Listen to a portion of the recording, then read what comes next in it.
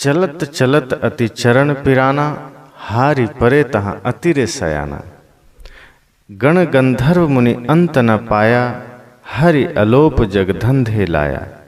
गहनी बंधन वान न सूझा, हारि परे था कि परे तहाँ किछौ न बूझा।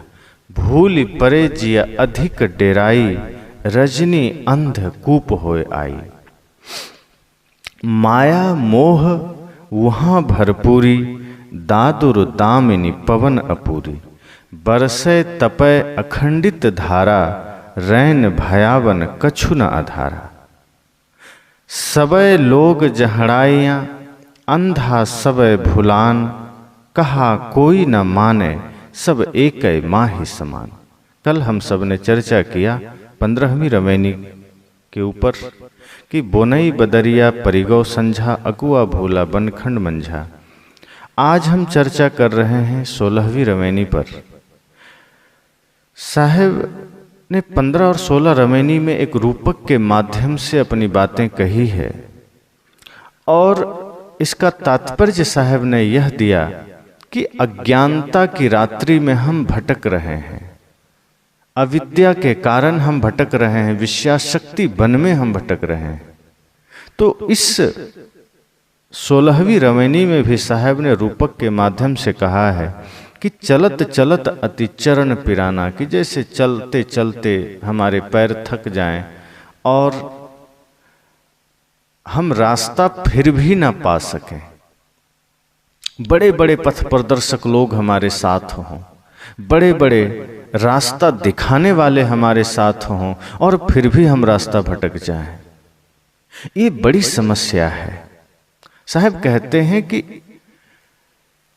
परमात्मा की तलाश में हम चल रहे हैं, चलते जा रहे हैं, लेकिन परमात्मा मिल नहीं रहा है, क्योंकि हमारा रास्ता ही गलत है, हमारा मार्ग ही गलत है। और गलत मार्ग पर चल करके सही दिशाएं नहीं मिला करती। हमारी मंजिल जिस दिशा में है, हमें उसी दिशा में चलना पड़ेगा। हमारा गंतव्य जहां है, हमें वहां ही जाना पड़ेगा। हम दूसरी विपरीत दिशा में चलकर न मंजिल पा सकते हैं, न हम उस दिशा में निकट पहुंच सकते हैं। हम विपरीत चलेंगे तो और दूर निकल जाएंगे और उल्टा चले जाएंगे। इसलिए साहब ने कहा चलत चलत अति चरण पिराना।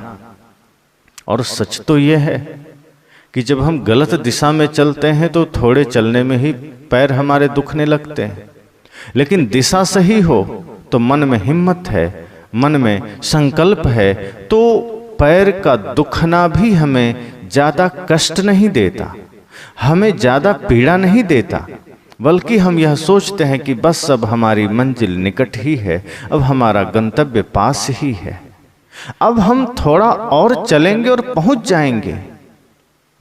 लेकिन थोड़ा ही चलने के बाद अगर पता चल जाए कि हमारी यात्रा गलत दिशा में हो रही है, तो ऐसा मालूम पड़ेगा जैसे सिर पर किसी ने क्विंटल भार धर दिया है।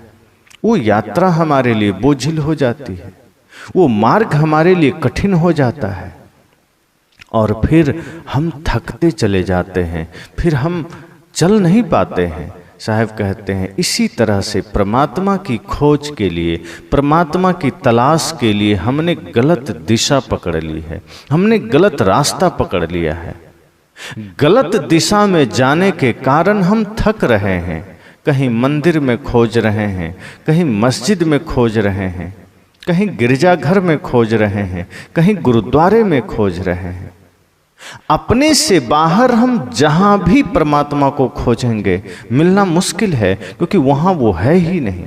जहां है तहां ले पहचानी, साहब ने कहा जहां है वहां पहचान लो। और जहां है वहां हम जीवन भर तलाश नहीं करते, वहां हम कभी भी खोजने की चेष्टा नहीं करते। जहां नहीं है वहां हम दौड़ते चले जाते हैं, भागते चले जाते हैं। कहीं मंदिर में खोज रहे हैं, कहीं पत्थर में खोज रहे हैं, कहीं पानी में, पानी को ही माता मानकर हम उसको परमात्मा समझ रहे हैं, कहीं पहाड़ को भगवान मानकर हम उसकी पूजा में लगे हैं, कहीं पत्थर को ही सर्वोपरि देव मानकर हम उसी की पूजा में लगे हैं। और भगवान के नाम पर तमाम पाखंड चलते हैं हमारे देश में। भगवान के नाम पर तमाम पूजाएं चलती है जो बिल्कुल विकृत पूजाएं होती है, जिसका प्रेम, सत्य, अहिंसा, करुणा, समर्पण, श्रद्धा से कोई लेना देना नहीं होता। साहब कहते हैं गलत दिशा में यात्रा करेंगे तो कभी पहुंचेंगे नहीं, क्योंकि जहां है ही नहीं परमात्मा, वहां खोजोगे तो क्या मिलेगा। वस्तु अंते खोजे अंते क्यों कर आवे हाथ। वस्तु कहीं और हो और खोज कहीं और का चले तो हाथ में कैसे आएगी। एक बूढ़ी माता थी, घर में सुई गिर गई और वो बाहर लाइट में सुई खोजने निकली।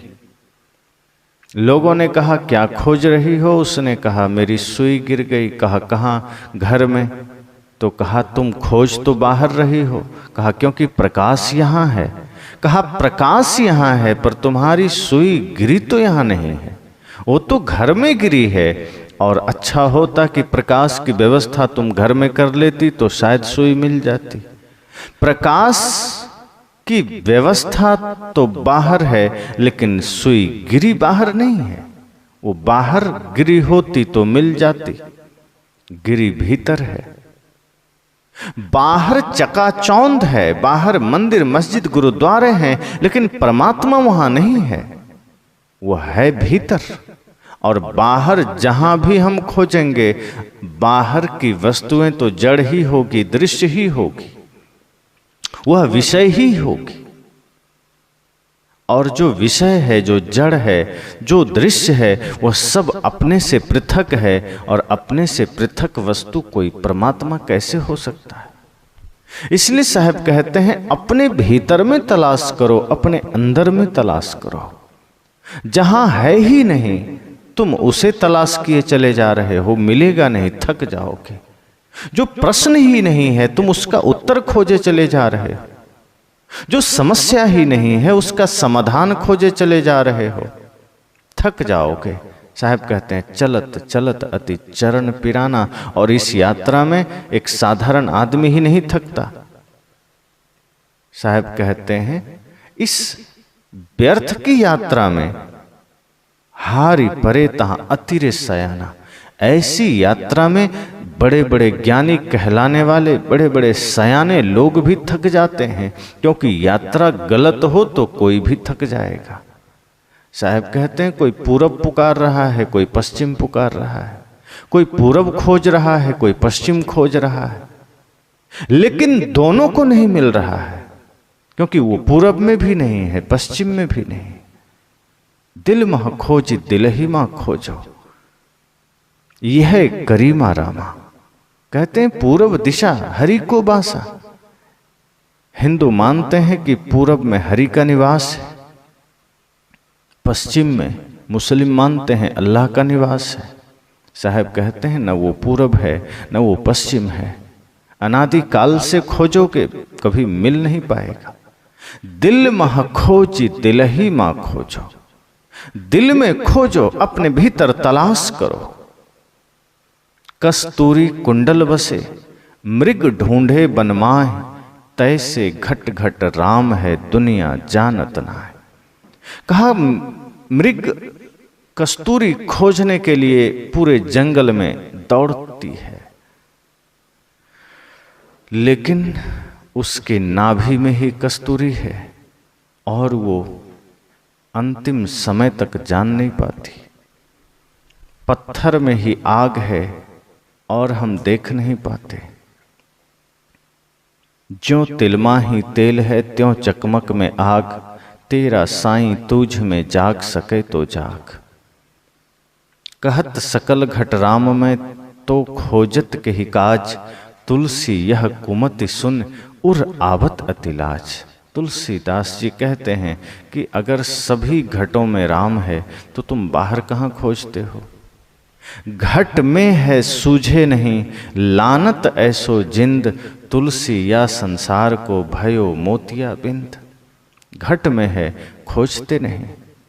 तो चाहे बड़े ऋषि हों, चाहे बड़े ज्ञानी हों, चाहे बड़े सयाने लोग हों, अगर गलत दिशा में खोजेंगे, परमात्मा की तलाश करेंगे, अपने से अलग मानकर यात्रा करेंगे, साहब कहते हैं वह नहीं मिलेगा। तुम थक जाओगे। न वो पूरब में मिलेगा, ना पश्चिम में, ना उत्तर, ना दक्षिण, ना नीचे, ना ऊपर। ये सब अपने से पृथक दिशाएं हैं, अपने से बाहरी दिशाएं हैं, और अपने से पृथक जो कुछ भी है वो माया का रूप है, विषय का रूप है, जड़ है, दृश्य है। अगर परमात्मा को खोजना है, तलाशना है, तो अपने भीतर खोजो, स्वयं में खोजो। वह बाहर नहीं मिलेगा। जो वस्तु जहां है ही नहीं, वहां तलाश करने का क्या अर्थ, क्या प्रयोजन, क्या तात्पर्य? जो प्रश्न ही नहीं है उसका उत्तर हम जीवन भर खोजते रहें, कभी मिल ही नहीं सकता।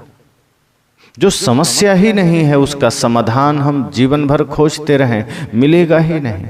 और सच तो यह है कि हम वही करते हैं। जो प्रश्न है ही नहीं, हम उसी का उत्तर खोज रहे हैं। जो समस्या है ही नहीं, हम जीवन भर उसी का समाधान खोज रहे हैं। जहां समस्या है ही नहीं, वहां समाधान खोज रहे हैं। समस्या कहीं और है, प्रश्न कहीं और है, हम उसका उत्तर नहीं खोजते। एक राजा ने घोषणा किया कि कुछ समझदार लोगों को दरबार में बुलाया जाए, और उसमें से जो पास होगा उन लोगों को एक पहेली दिया जाएगा, एक प्रश्न दिया जाएगा। अगर उसका समाधान कर दिया, वही इस राज्य का उत्तराधिकारी होगा। जैसे आज के समय में नौकरी की सूचना जारी हो जाए तो लाखों लोग फॉर्म भर देते हैं, लेकिन जितनी सीटें होती है उतने ही लोग उत्तीर्ण हो पाते हैं। इसी तरह उस समय भी जब राजा ने घोषणा किया, तो राज्य का उत्तराधिकारी होना कोई साधारण बात तो नहीं। लाखों लोगों ने आवेदन दे दिए, और उसमें से मुश्किल से कुछ लोग ही उत्तीर्ण हो सके। गिने चुने 3 लोग, वो 3 लोग दरबार में बुलाए गए। अब स्वाभाविक है, लाखों में से 3 ने ही प्रश्नों के उत्तर दिए थे और उत्तीर्ण होकर आए थे। राजा ने कहा, निश्चय ही तुम इस राज्य के बड़े ज्ञानी और समझदार मालूम पड़ते हो। निश्चय ही तुम में से कोई इस राज्य का उत्तराधिकारी बनेगा। तीनों ने कहा कि हम तीनों ही बनेंगे। अर्थात एक एक ने कहा कि मैं बनूंगा, और तीनों ने यही बात कही। अब तीनों तो बन नहीं सकते थे, कोई एक ही बन सकता था। राजा ने कहा, वो तो पहेली सुलझाओगे तो बन जाओगे। उसने कहा, पहेली क्या है, प्रश्न क्या है? राजा ने कहा, अब तक जो तुमने इम्तिहान दिए वो साधारण प्रश्न थे, उनमें से तुम पास कर गए। लाखों लोग छंट गए, तुम 3 यहां तक पहुंचे, और तुम्हारी बुद्धिमत्ता को मेरा नमन है, धन्यवाद है। लेकिन अब असली परीक्षा बाकी है। अगर इस परीक्षा में तुम उत्तीर्ण हो गए तो निश्चय ही इस राज्य के उत्तराधिकारी तुम होगे। उन तीनों ने कहा, बिल्कुल हम तैयार हैं। और राजा ने कहा, पहेली यह है कि तुम तीनों को एक अंधेरे कमरे में बंद कर दिया जाएगा, और कमरे के दरवाजे पर एक मजबूत ताला लगा दिया जाएगा। और पहेली यह है कि उस ताले की चाबी तुम्हें दी नहीं जाएगी, अंदर से ही उस ताले को तुम्हें खोलना है। एक को छोड़ बाकी 2 तो थोड़ा सन्न रह गया। कहा, ये पहेली है या फिर उलझाने का कोई मामला है? राजा मजाक तो नहीं कर रहा। राजा ने कहा कि तुम्हें इस पहेली का समाधान करना है। कमरे में बंद कर दिया जाएगा, और कमरे के दरवाजे पर ताला लगा होगा मजबूत, और तुम्हें अंदर से ही ताला खोलना है और बाहर आ जाना है। और जो सर्वप्रथम बाहर आ जाएगा वही इस राज्य का उत्तराधिकारी होगा। राजा ने कहा, तुम्हारा समय शुरू होता है, रात भर का समय है। जो जब तक आ जाए, सुबह तक अगर नहीं आए तो तुम तीनों को दंड दिया जाएगा। अब तीनों को बंद कर दिया गया, बाहर से दरवाजे लगा दिए गए। दो तो पुस्तकें छिपा लाया था चोरी करने, क्योंकि जानता था इतनी बड़ी पहेली का उत्तर क्या मिलेगा। अब वो कंबल में अपने अपने पुस्तकें निकाला और ओढ़ करके पढ़ने लगा। और जो तीसरा आदमी था वो अपना चादर बिछाया और चादर तान के सो गया गहरी नींद में।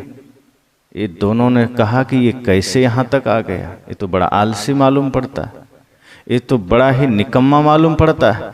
आया है परीक्षा देने, इम्तिहान देने, पहेली का उत्तर तो नहीं दे रहा, उल्टा आकर सो गया। दोनों ने कहा अच्छा ही है, कम से कम हम दो ही बचे, ये तीसरा सो गया, अब हम में से ही कोई एक उत्तराधिकारी बनेगा। और वो किताबें उलटता रहा, लेकिन उस पहेली का कोई उत्तर नहीं मिल रहा था। वो पुस्तक छान रहा है, एक से एक पोथियां उठा लाया था, कभी इधर कभी उधर, कभी उस पुस्तक को कभी इस पुस्तक को, बार बार उलटते पलटते कोई समाधान नहीं मिल रहा कि अंदर से ही बाहर का मजबूत ताला खोला कैसे जाए। कोई उत्तर नहीं मिल रहा। बार बार कभी बाएं झांकता है कि हाँ वो तीसरा आदमी सो रहा है, वो तो कुछ कर ही नहीं रहा, उसे आश्चर्य हो रहा है, ये कुछ कर क्यों नहीं रहा, ये सो गया है, हम दोनों मेहनत कर रहे हैं, निश्चय ही हम दो में से कोई एक सफल होगा। और वो और ध्यान से पुस्तकें उलटने लगा और गहराई से पुस्तकें उलटने लगा और तैयारी से एक एक शब्द छानने लगा, पर कोई उत्तर नहीं मिला। दोनों इतने लीन हो गए कि अब अगल बगल का भी पता ना रहा वो पुस्तक उलटने में। आजकल के बच्चे भी जब कड़ा इम्तिहान हो तो चिट्ठ पुर्जे उठा ले जाते हैं चुपके से।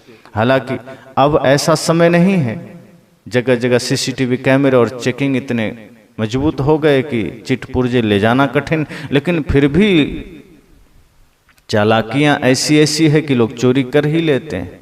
वही काम उन दोनों ने किया था, चुपके से पुस्तकें उठा लाया था और उसी में वो पहेली का उत्तर खोज रहा था। इतने तल्लीन हो गए वो पहेली का उत्तर खोजने में कि वो भूल ही गया कि यहाँ तीसरा भी बैठा है, तीसरा भी लेटा है।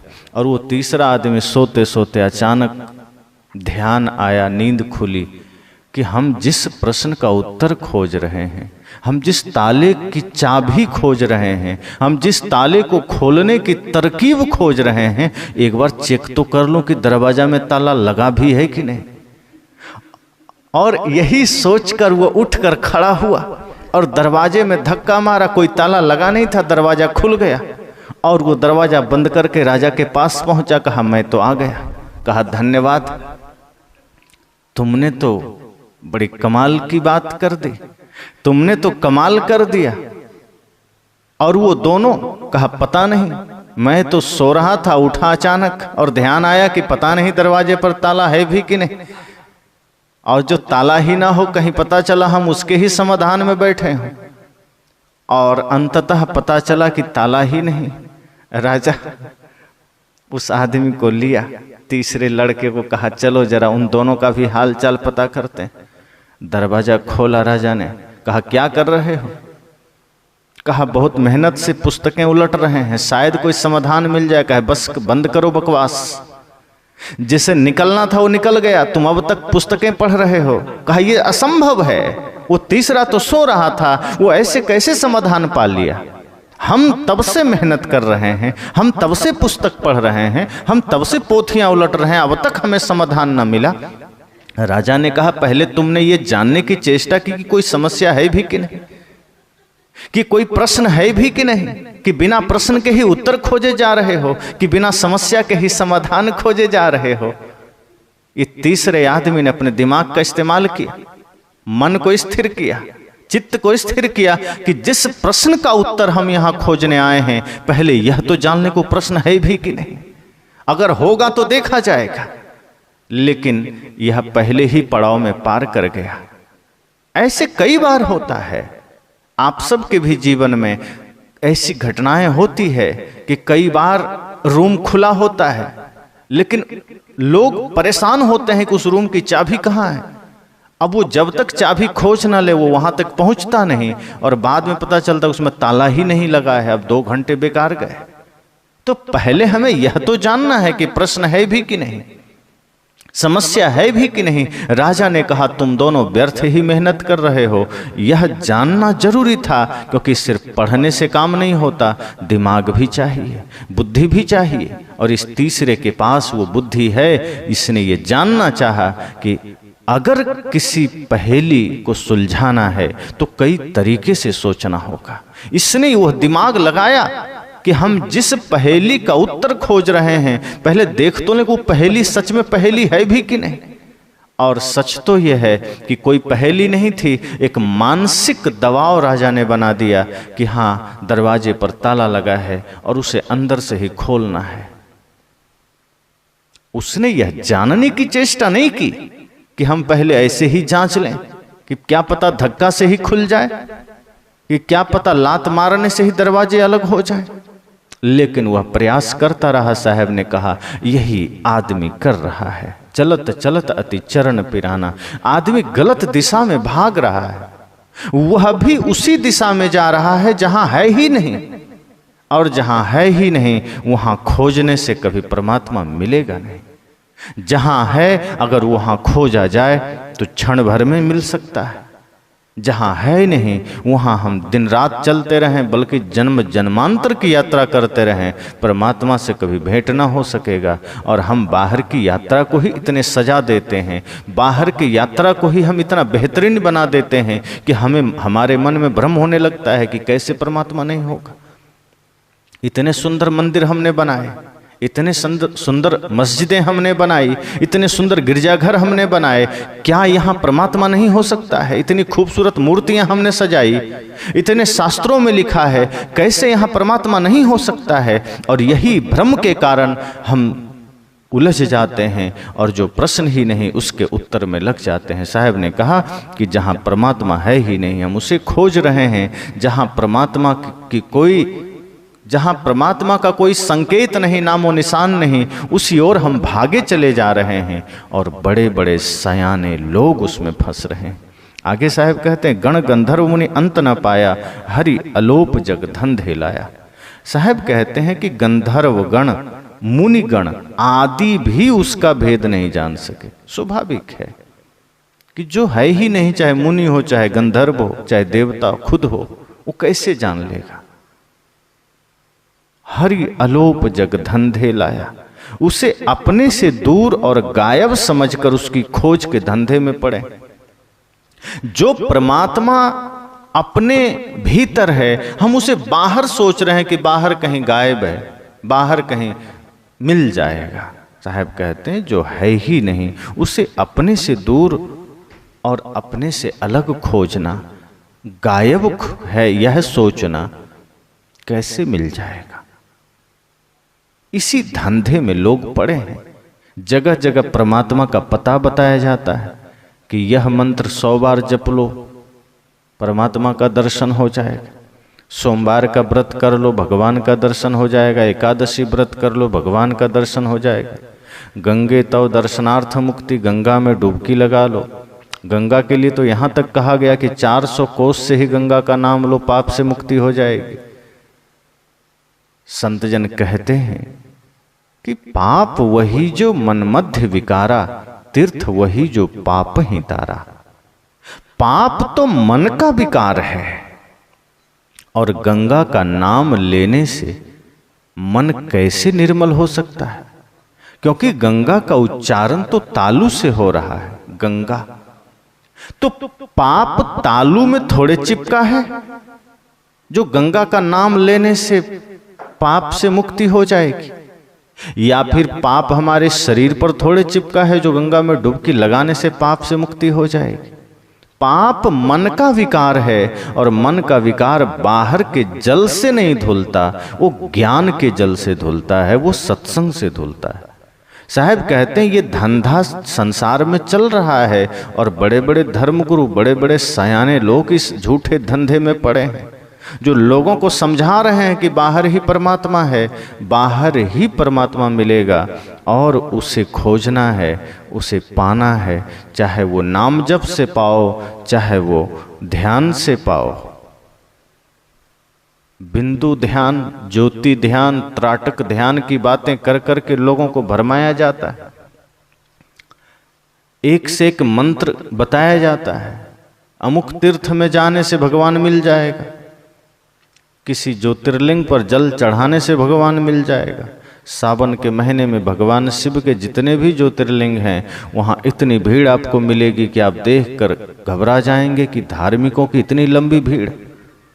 भारत के लोग इतने ज्यादा धार्मिक हैं तो ये भ्रष्टाचार कौन करता है, ये पाप कौन करता है, ये छल कपट कौन करता है, ये हिंसा कौन करता है, ये अपने ही भाई के साथ दगाबाजी कौन करता है, अपने ही माता पिता को वृद्धाश्रम में कौन रखता है, अपने ही पड़ोसियों के साथ इतना विध्वंसकारी कृत्य कौन करता है, अपने ही समाज में मां बहन बेटियों पर कुदृष्टि कौन करता है।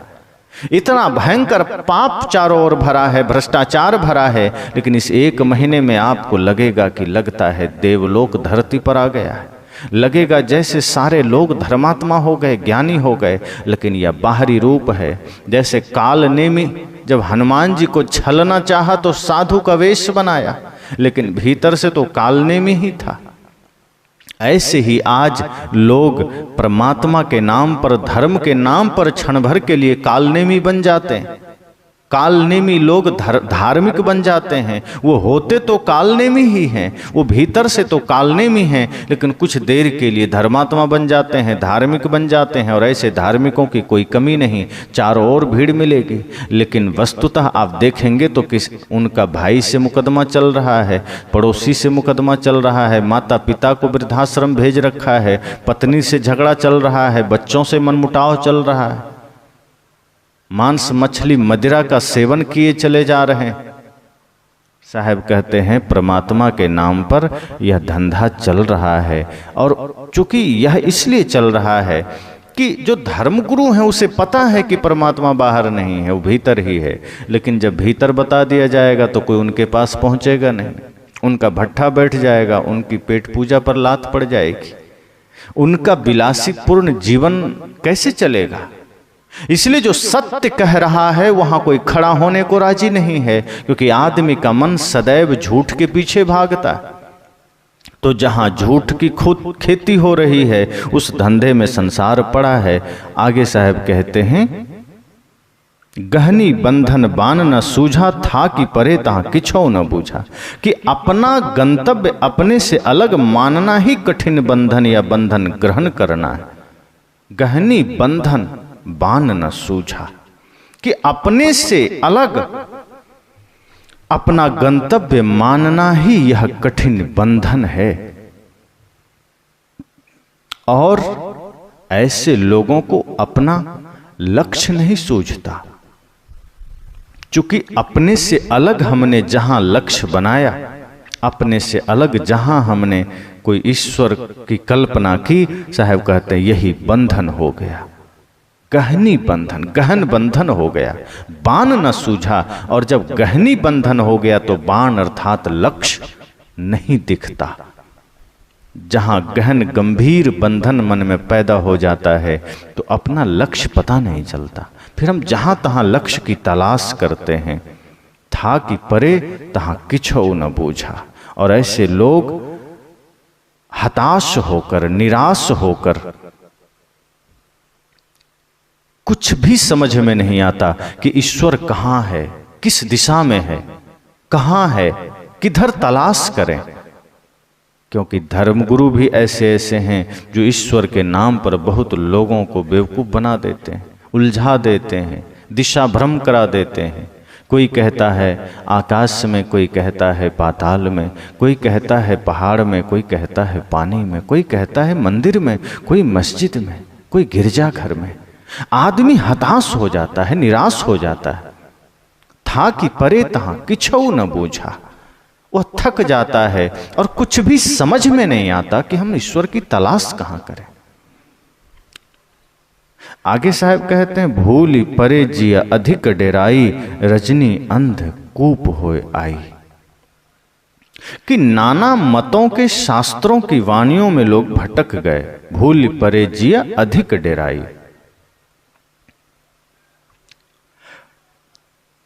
तमाम मतपंथ शास्त्रों की वाणियों में हम भटक रहे हैं।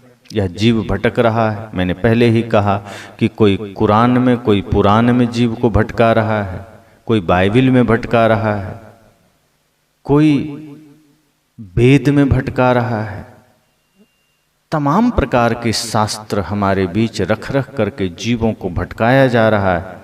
भूलि परे जिय अधिक डेराई, लोगों को तमाम मत पंथ के वानियों में डर दिखा करके, गुरु लोग डर दिखा कर भटका रहे हैं। भूलि परे जिय अधिक डेराई, रजनी अंधकूप होए आई। कि नाना मतपंथ की वानियों में, नाना मतपंथ के शास्त्रों में लोगों को भटकाया जा रहा है, लोगों को भयभीत करके रास्ता दिखाया जा रहा है कि यही सही रास्ता है। अगर परमात्मा की भक्ति नहीं करोगे, जो हम कह रहे हैं वह नहीं करोगे, तो नरक में जाओगे, कड़ाहे में उबाले जाओगे, तेल में तले जाओगे, सांप बिच्छू के गड्ढे में डाल दिए जाओगे, मैले और गंदे गड्ढे में शीर्षासन कराए जाओगे, आरे से फाड़े जाओगे। और इस डर से हम उनकी वानियों को ही रटने लग जाते हैं, जपने लग जाते हैं। वो किसी ने आकर कह दिया कि देवी के नाम पर बलि नहीं दोगे तो बेटा मर जाएगा। अब अपने बेटे को बचाने के लिए हम किसी और जीव की हत्या करने लग जाते हैं। और ऐसे नासमझ धर्मगुरु भी हैं जो इसे धड़ल्ले से करते हैं, करवाते हैं, और उसी जीव की हत्या के बाद फिर उसका मांस भी खाते हैं। साहब कहते हैं कि ऐसे तमाम डर दिखा करके, भय दिखा करके हमें रास्ता भटका दिया गया, हमें अपने पथ से विमुख कर दिया गया। और हम इतने भयभीत हो गए कि कहीं ईश्वर नाराज ना हो जाए, घर में दुख ना आ जाए, हमारे जीवन में कोई समस्या ना आ जाए, भूत प्रेत की बाधा ना हो जाए। तमाम प्रकार के डर हमें दिखाए जाते हैं। इसलिए साहब ने कहा कि तमाम मतपंथ शास्त्रों की वानियों में लोग भटक गए और गुरुओं की इस घोषणा से अत्यंत भयभीत हो गए कि यदि शास्त्रों की वानियों में शंका एवं विचार करेंगे तो नास्तिक हो जाएंगे। इस तरह लोगों की अज्ञान रात घनी हो गई, रजनी अंधकूप हो आई। रजनी मतलब रात। साहब कहते हैं कि अज्ञान की रात घनी हो गई। यहां तक कह दिया गया कि गुरु की वाणी में शंका मत करना, शास्त्र की वाणी में शंका मत करना, नहीं तो नास्तिक हो जाओगे और फिर भगवान की कृपा नहीं मिलेगी, फिर तमाम समस्याएं झेलोगे।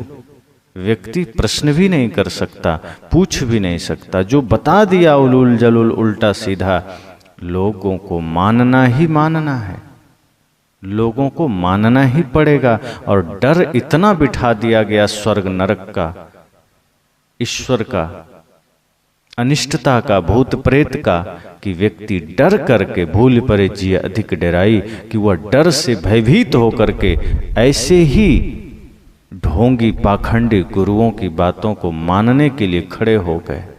बता दिया गया कि हमारे पास तुम्हारे हर समस्या का समाधान है, धन दे देंगे, पद दे देंगे, बेटा बेटी दे देंगे, आगे पीछे बता देंगे। वहाँ भोला मानव जाकर भीड़ लगा देता है कि शायद हमारी समस्या का समाधान हो जाए। साहब कहते हैं पर जहाँ यथार्थ ज्ञान बताया जाए वहाँ हम जाना नहीं चाहते, क्योंकि हम मेहनत नहीं करना चाहते। हम बैठे बैठे ही काम बन जाए ऐसा सोचते हैं। तो साहब ने कहा भूलि परे जिय अधिक डेराई, रजनी अंधकूप हो आई। आगे कहते हैं माया मोह वहां भरपूरी। साहब ने कहा कि भ्रांति और मूढ़ता से हृदय पूर्ण हो रहा है। बरसाती मेढकों की टरटराहट के समान नाना मतवादों की बकबक हो रही है। नाना मतों के वाक्य जाल की चमक दमक में लोग चौंधिया रहे हैं और कल्पनाओं एवं वानियों की प्रचंड झंझा लोगों को झकझोर रही है। माया मोह वहां भरपूरी। भ्रांति और मूढ़ता से हृदय पूर्ण हो रहा है। जिस हृदय में निर्भ्रांत ज्ञान होना था, जिस हृदय में समझदारी होनी थी, जिस हृदय में प्रेम का निवास होना था, जिस हृदय में सत्य अहिंसा करुणा का निवास होना था, साहब कहते हैं हो क्या रहा है? भ्रांति और मूढ़ता से हृदय पूर्ण हो रहा है। ऐसे धर्म गुरु के चक्कर में, ऐसे वाक्य जाल के चक्कर में, वाणी जाल के चक्कर में हमारे हृदय में भ्रांति ने डेरा डाल दिया। हमारे हृदय में मूढ़ता ने, मूर्खता ने, नासमझी ने डेरा डाल दिया। और जब हृदय में मूढ़ता आ जाए, नासमझी आ जाए, तो क्या होगा कि जो कुछ भी चारों ओर हमें दिखेगा, हम कभी यहां कभी वहां भागते चले जाएंगे। नाना मतपंथ के लोग मेढक की भांति टरटर टरटर कर रहे हैं, फिजूल ज्ञान सिखा रहे हैं, मंत्र तंत्र सिखा रहे हैं, भोग मोक्ष दिखा रहे हैं, जप तप दिखा रहे हैं, अपने से बाहर की यात्रा करा रहे हैं। और फिर यही चीजें हमारे मन में घर करती चली जाती है, हम इसी को स्वीकार करते चले जाते हैं, क्योंकि फिर हमारे हृदय में पहले ही मूढ़ता भरी गई, नासमझी भरी गई, भ्रम भरा गया। इसलिए जो चारों तरफ हमें दिखाई देता है हम उसी में भटकते हैं। माया का आकर्षण मन को जल्दी घेरता है। सौंदर्य जो हम मन को देखते हैं कि यह मन सौंदर्य में जल्दी भागता है, चाहे वो प्रकृति का हो, चाहे वो मनुष्य के शरीर का हो, चाहे वो किसी भी वस्तु का हो। इसी तरह नाना मतपंथ के जो मेढक के समान वानियां हैं, जो चारों तरफ टरटर टरटर लोग कर रहे हैं, उसमें जो हमें कुछ क्षणिक समाधान दिख जाए, हम उसके पीछे भाग लेते हैं, मेहनत नहीं करना चाहते। किसी ने कह दिया कि तुम्हारे ऊपर भूत है, बस कुछ नहीं करना है, 1001 बार भगवान का नाम ले लो, भूत उतर जाएगा, हम वही करने लगते हैं। तुम्हारे जीवन में समस्या है तो योग ध्यान तप नहीं करना है, मन को निर्मल नहीं करना है। किसी ने कह दिया एक बकरी काट दो ठीक हो जाएगा, फिर हम एक जीव की हत्या कर देते हैं। इतनी नासमझी हमारे अंदर भरी है कि हम यह नहीं सोचते कि अपनी समस्या के समाधान के लिए हम किसी और के लिए समस्या बन रहे हैं, किसी और के जीवन लीला को हम खत्म कर रहे हैं। अगर किसी प्राणी की हत्या करके हम अपना समाधान चाहते हैं, साहब कहते हैं फिर तुम अपने जीवन की समस्या को और ज्यादा बढ़ा रहे हो।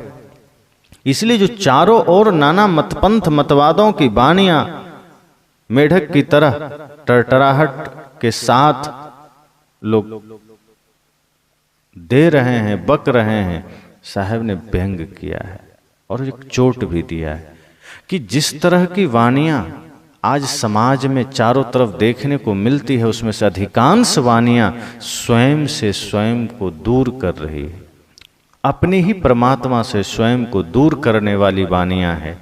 यथार्थ ज्ञान का कहीं नामो निशान नहीं।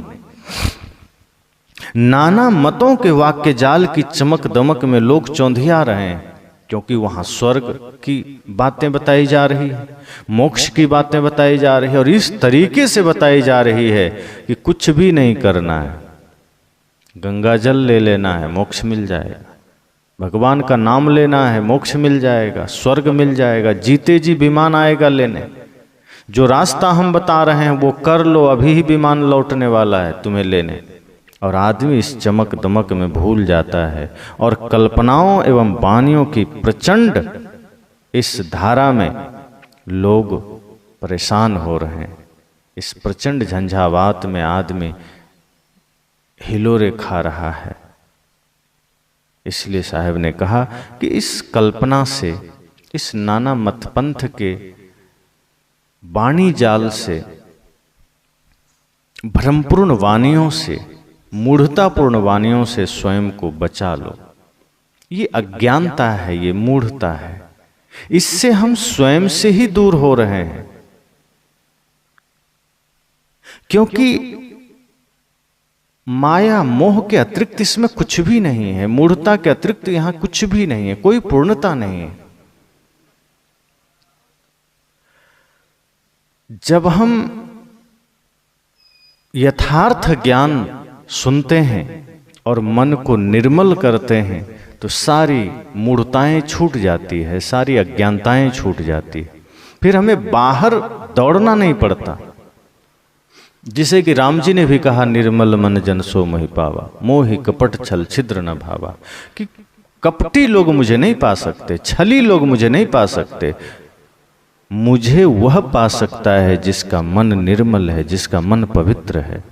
तो स्वयं में ही जब हम परमात्मा को तलाश करते हैं, परमात्मा की खोज करते हैं, तो हमें पता चलता है कि बाहर सब छलावा है, भीतर ही परमात्मा है। और उसे पाने का उपाय यही है कि मन को हम निर्मल कर सकें, पवित्र कर सकें।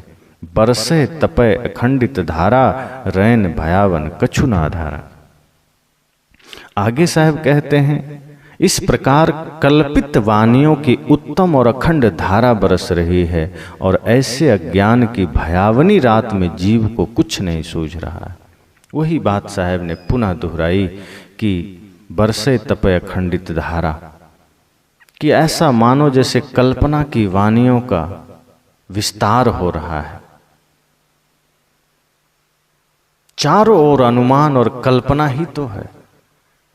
स्वर्ग की कल्पना, भगवान की कल्पना, मोक्ष की कल्पना, और इसमें तमाम वाणियों की धारा बरस रही है। साहब कहते हैं, और अज्ञान की भयावनी रात में, अब जहां चारों ओर अज्ञानता ही अज्ञानता हो, वहां रास्ता कहां मिलेगा। हम ऐसे जगह खड़े हो जाते हैं जहां सच्चा ज्ञान कहीं मिलता ही नहीं। मानो चारों ओर अंधकार ही अंधकार हो, अज्ञानता का अंधकार, अविद्या का अंधकार, और उसमें हमें कुछ दिखाई नहीं देता। कहीं भी एक छोटी सी झलक नजर नहीं आती, एक प्रकाश की किरण भी नजर नहीं आती। बरसे तपय अखंडित धारा, साहब ने कहा कि कल्पना की वाणियों की अखंड धारा बरस रही है, अनुमान की वाणियों की धारा बरस रही है। जैसे कि मूसलाधार बारिश हो और हम उसमें भींगते हैं, इसी तरह अज्ञानता, कल्पना, अनुमान, छल पूर्ण वाणियों की धारा बरस रही है चारों ओर, और जीव उसमें भीग रहा है। अज्ञानता के इस भयंकर अंधकार में हमें कोई रास्ता नहीं मिल रहा, कोई मार्ग नहीं मिल रहा, कोई दिशा बताने वाला नहीं है। जहां जाओ, जिस कदम पर जाओ, जिस मुकाम पर जाओ, चारों ओर भटकाने वाले लोग। कोई पूजा की बात कर रहा है, कोई पाखंड की, तमाम तरह की बातें चल रही है। जहां समस्या है उसका समाधान कोई नहीं बता रहा। मन निर्मल कैसे होगा यह अर्थ कोई नहीं बता रहा, यह रास्ता कोई नहीं बता रहा। मन में गंदगी है, भाई से झगड़ा है, तो उसे बता दिया गया तीर्थ चले जाओ। तुम्हारा घर का वास्तु ठीक नहीं है, घर में पूजा करवा लो, पंडित जी को बुला लो। ये रास्ते बताए जा रहे हैं, अनुमान कल्पना की वाणियों की बारिश की जा रही है। और इस अज्ञान के अंधकार में हमें कोई पथ, कोई मार्ग दिखता नहीं, कोई रास्ता दिखता नहीं। इसलिए साहब ने कहा कि कल्पनापूर्ण वाणियों का जाल इतना भयंकर है कि जीव इस अज्ञान के अंधकार में कोई किरण नहीं पा रहा, क्योंकि हर कदम पर उलझाने वाले लोग। यथार्थ कोई कहता ही नहीं। पारिवारिक झगड़े हैं तो मंत्र जाप कर लो, ठीक हो जाएगा। शरीर में कोई तकलीफ है तो मेरे पास आ जाओ, मंत्र पढ़ दूंगा, तेल पढ़ दूंगा, पानी पढ़ दूंगा, ठीक हो जाओगे। भैंस बच्चा नहीं दिया तो उसका समाधान ये धर्मगुरु कर देते हैं, पंडा पुरोहित ओझा बैगा कर देते हैं। भैंस दूध नहीं दे रहा, उसका भी समाधान ये कर देते हैं। और ये सारे फिजूल के चक्कर में जीव फंस रहा है। यथार्थता कहीं दिखता नहीं, सत्य का किरण कहीं नजर नहीं आता। इसलिए साहब ने कहा कि हमें कुछ दिख नहीं रहा। सबे लोग जहड़ाइयां, अंधा सबे भुलान। और ऐसा है कि इस अज्ञानता में सबे लोग जहड़ाइयां, विवेक की आंख न होने से, चिंतन न होने से, सही ज्ञान न होने से सभी जीव अपने स्वरूप को भूल गए, अपने महत्ता को खो चुके। जहड़ाइयाँ मतलब खो देना, सबे लोग जहड़ाइयाँ, कि सभी लोगों ने बिना विवेक के, बिना विचार के, बिना चिंतन के, बिना यथार्थ ज्ञान के अपने स्वरूप को खो दिया, अपने ही रूप को खो दिया। अब जहां विवेक होगा ही नहीं, वहां तो पूरी यात्रा अज्ञानता की यात्रा होगी। जहां थोड़ा भी प्रकाश ना हो तो फिर रात तो अंधियारी होगी ही, और उस अंधियारी रात में हम कदम कदम पर गिरेंगे, कदम कदम पर छले जाएंगे। इसलिए साहब कहते हैं सबे लोग जहड़ाइया, बिना विवेक के सभी लोग अपने स्वरूप को खो दिए, अपने ज्ञान को खो दिए, अपनी ही शक्ति को खो दिए, अपनी महत्ता को खो दिए। अंधा सबे भुलान। साहब ने कहा कि विवेक की बातें कोई नहीं मानता। अपने को खो करके, अपने को गंवा करके, अंधा सबे भुलान का अर्थ साहब यहां कहते हैं कि जितने भी अज्ञान के अंधे हैं सभी लोग भूल गए, अपने स्वरूप को भूल गए। और जहां विवेक नहीं है तो स्वाभाविक है कि वो गलत मार्ग पर जाएंगे, गलत चिंतन में जाएंगे, गलत दिशा में जाएंगे, गलत रास्ते पर जाएंगे। जहां विवेक नहीं है वह व्यक्ति अंधा है, जहां विवेक की आंख नहीं है वो व्यक्ति नेत्रहीन है, और फिर वो भूल रहा है। वो भूलेगा, वो अपने आप को भूलेगा, वो अपने सही रास्ते को भूलेगा, अपने मंजिल को भूलेगा। साहब ने कहा सबे लोग जहड़ाइयाँ, सभी लोग अपने स्वरूप को खो रहे हैं। क्यों? अंधा सबे भुलान। बिना विवेक के, बिना ज्ञान के, यथार्थ विचार के अंधा सबे भुलान। अंधा बन करके, अज्ञानी बन करके सब भूल गए, अपना मार्ग भूल गए। कहा कोई न माने सब एक ही माई समान। साहब कहते हैं इसलिए कोई नहीं मान रहा, साच बात कोई मान नहीं रहा।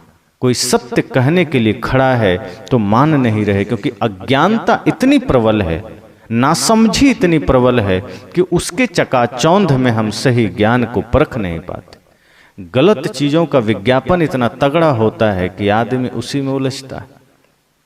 साबुन का विज्ञापन दे दिया, घटिया से घटिया साबुन का विज्ञापन कोई हीरोइन कर दे तो आदमी वही साबुन खरीद के लगाने की सोचता है।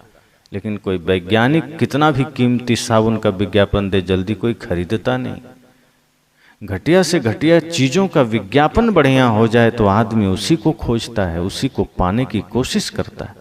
साहब कहते इसी प्रकार ये झूठा ज्ञान, कल्पना की ज्ञान, अज्ञानता भरे रास्ते हमें अच्छे लगते हैं, क्योंकि उसका विज्ञापन चमत्कृत है, उसका विज्ञापन बड़े अच्छे ढंग से किया जा रहा है।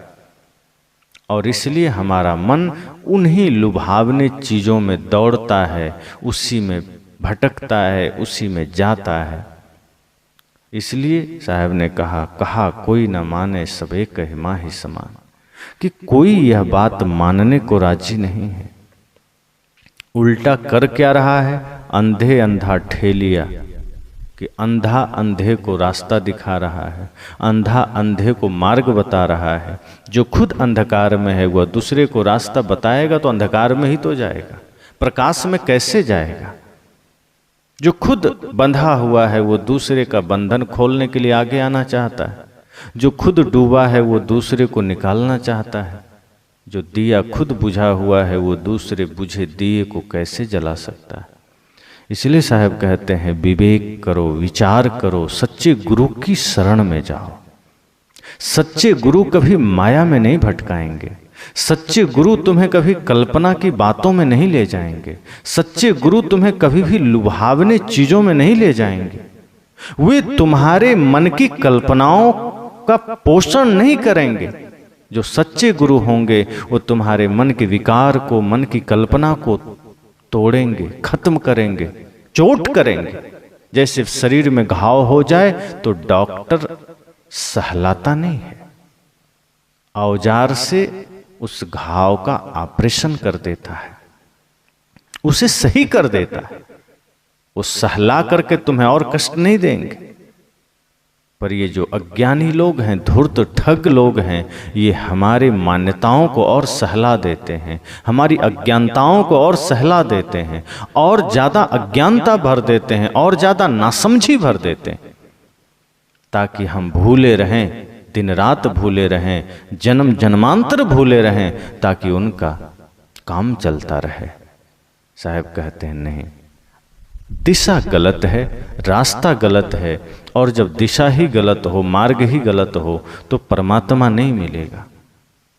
परमात्मा को बाहर खोजना भी नहीं, तलाश भी नहीं करना है, अपने भीतर भी खोजना है। यह बात अधूरी है। साहब तो कहते हैं हो हुजूर ठाड़ कहत हूं, अब तय समर समा, तुम ही हुजूर हो, तुम ही स्वामी हो, तुम ही मालिक हो। खोजना भी नहीं, अपने मन को निर्मल कर लेना है, अपने मन के विकारों को मिटा लेना है।